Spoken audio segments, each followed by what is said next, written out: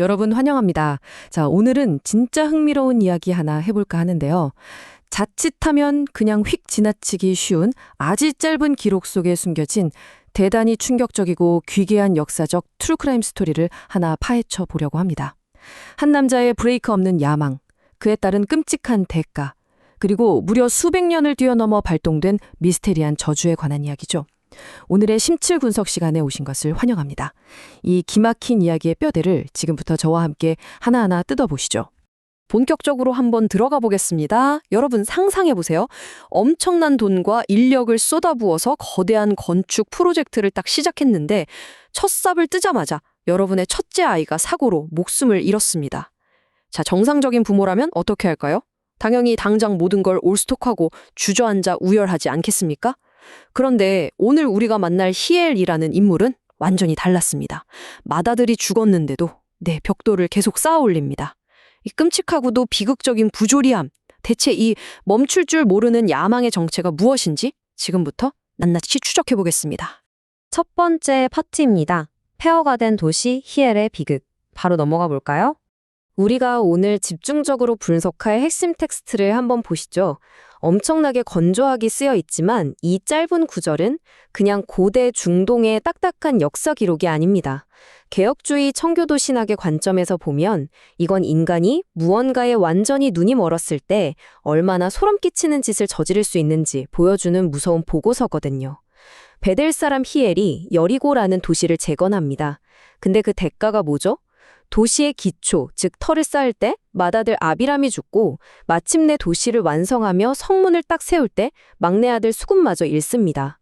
도시 하나를 짓겠다고 자신의 피부치, 그것도 두 아들의 생명을 문자 그대로 재물처럼 쏟아 부어버린 겁니다. 자, 여기서 우리가 진짜 주목해야 할 포인트는 바로 이 숫자 2입니다. 어쩌다 재수가 없어서 비극적인 사고로 아들 하나를 잃은 게 아니라는 거예요. 첫째를 잃고 나서도 이 사람은 공사 중단을 거부했습니다. 아니, 어떻게 이럴 수 있죠? 이 엄청난 고집, 이 지독한 아집을 좀 보세요. 남은 막내 아들의 목숨까지 잃고 나서야 비로소 공사가 끝이 납니다. 도대체 무엇이, 어떤 맹목적인 믿음이 그토록 그를 몰아붙였던 걸까요? 두 번째 파트, 500년을 뛰어넘은 저주입니다. 신학자들은 이 끔찍한 연수의 비극을 절대 단순한 우연으로 보지 않습니다. 그 진짜 이유를 이해하려면 시간을 무려 500년 전으로 휙 되돌려야 하거든요. 타임라인을 같이 한번 따라가 보시죠. 첫 번째, 여호수아가 여리고를 함락시키고 아주 무시무시한 저주를 선언합니다. 그리고 두 번째, 자그마치 500년이라는 긴 시간이 흐릅니다. 여러분, 500년이면 조선시대 초기에 했던 경고가 지금까지 이어지는 셈이잖아요. 그 뒤나긴 세월 동안 여리고는 폐허로 방치되어 있었고 그 경고는 사람들의 기억 속에서 전설이나 미신증으로 희미해져 갔습니다. 그리고 세 번째 단계, 히엘이 마침내 그 땅을 파헤치면서 500년간 잠들어 있던 저주의 방아쇠가 철칵 하고 당겨진 겁니다. 수백 년이 지나도 절대자의 말씀은 유통기한이 없다는 걸 보여주는 완벽한 예시죠. 당시 이 세계관의 류를 세팅했던 여호수아의 예언 원문을 직접 한번 읽어볼까요?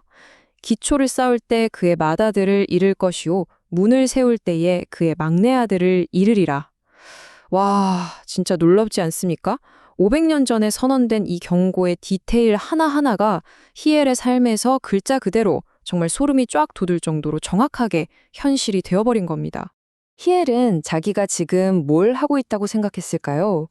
100% 확신하건대 그는 자신의 위대한 업적, 후대에 남을 엄청난 유산을 짓고 있다고 믿었을 겁니다. 하지만 이 인과관계를 단계별로 한번 보세요. 기초를 쌓고 문을 세우는 그 모든 정성스러운 과정은요, 사실 그냥 자기 가족을 파묻을 아주 거대한 무덤을 짓고 있는 거나 다름없었습니다. 정말 끔찍한 아이러니죠. 세 번째 파트로 가보겠습니다. 아합 시대의 영적 암흑기입니다. 근데요, 대체 왜 하필 이 시기에 이런 무모한 짓을 벌였을까요? 물론 히엘 개인의 맹목적인 탐욕도 컸지만 사실 이건 당시 사회 전체에 퍼져 있던 훨씬 거대한 시스템적 부패의 한 증상이었습니다. 아합 왕 시대의 분위기를 좀 볼까요? 사람들은 신의 말씀에 완전히 무지했거나 아니죠. 오히려 알고도 에이 무슨 500년 전 미신이야 하면서 콧방귀를 뀌고 조롱했습니다.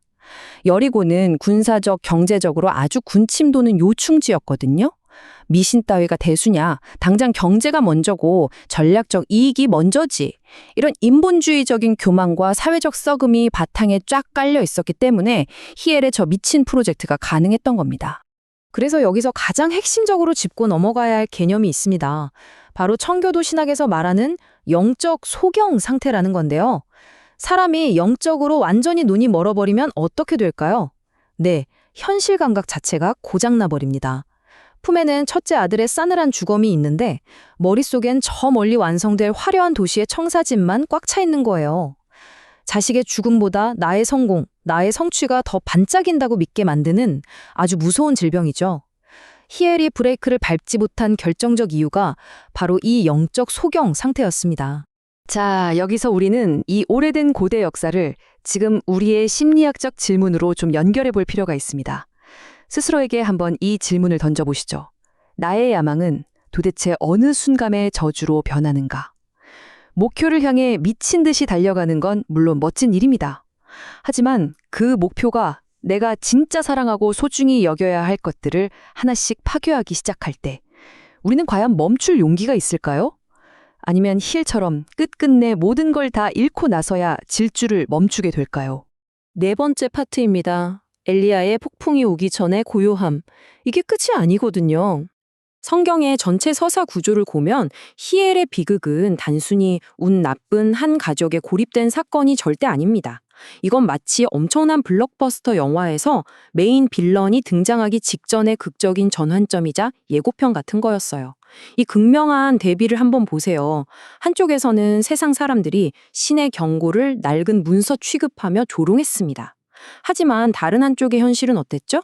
말씀은 생생하게 살아 숨쉬고 있었고 저주는 소름 돋게 성취되었습니다.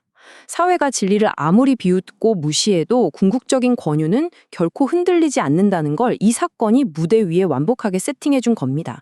그리고 바로 이 숨막히는 타이밍에 구약 역사상 가장 강력한 선지자 중 한 명인 엘리야가 혜성처럼 등장합니다. 그리고는 엄청난 폭탄 선언을 날리죠. 내 말이 없으면 수년 동안 비가 오지 아니하리라. 와, 자연의 법칙 자체를 셧다운 시켜버리는 선포입니다.